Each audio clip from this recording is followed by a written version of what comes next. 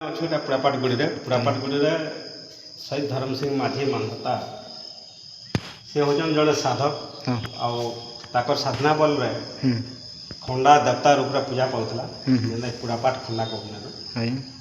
ଇଏ ଯେତେବେଳେ ଯୁଦ୍ଧରେ ଯାଉଥିଲେ ବିଭିନ୍ନ ସାମ୍ନାରେ ଶତ୍ରୁର ଯେତେବେଳେ ସମ୍ମୁଖୀନ ହେଉଥିଲେ ମାନେ ତାଙ୍କର ସାଧନା ବଳରେ ଖଣ୍ଡା 12 ହାତ ଲମ୍ବା ହେଇକରି ଶତ୍ରୁକେ ବିନାଶ କରୁଥିଲା ଆଉ ସେଦିନ ସେ ଖାଲି ଖଣ୍ଡାରେ ସୀମିତ ନେଇକରି ସେ ଗୋଟେ ଦେବତା ରୂପରେ ଆମେ ପୁରାପାଟ ଖଣ୍ଡା ବା ସେ ଖଣ୍ଡା ଦୁଇଟା ଆମେ ପୂଜା କରୁଛୁ ଆଉ ସେଦିନ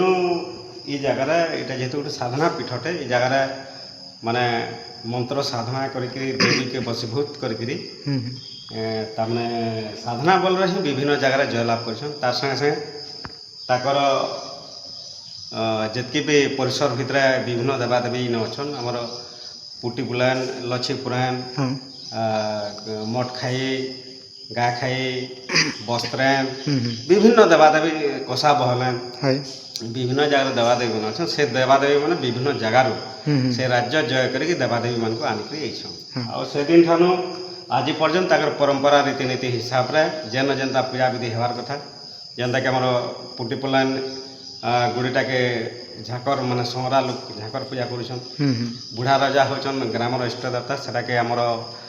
ଗଣ୍ଡ ଲୋକ ପୂଜା କରୁଛନ୍ ତ ବିଭିନ୍ନ ମାନେ ଜାତିର ଆମର ଯେନ୍ ଆଦିବାସୀ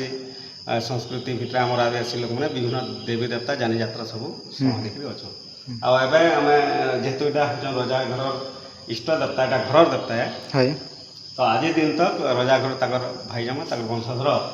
ଇ ଗୁଡ଼ିରେ ପୂଜା କରିତେ ଲାଗୁଛନ୍ ଆଉ ଆଗାମୀ ଦିନରେ ତାର ରୀତିନୀତି ପରମ୍ପରା ହିସାବରେ ଏକା ଇନର ପୂଜା ବିଧିଟା ଏବେ କଣ୍ଟିନ୍ୟୁ ଚାଲୁଛି ଆର୍ ଚାଲବା।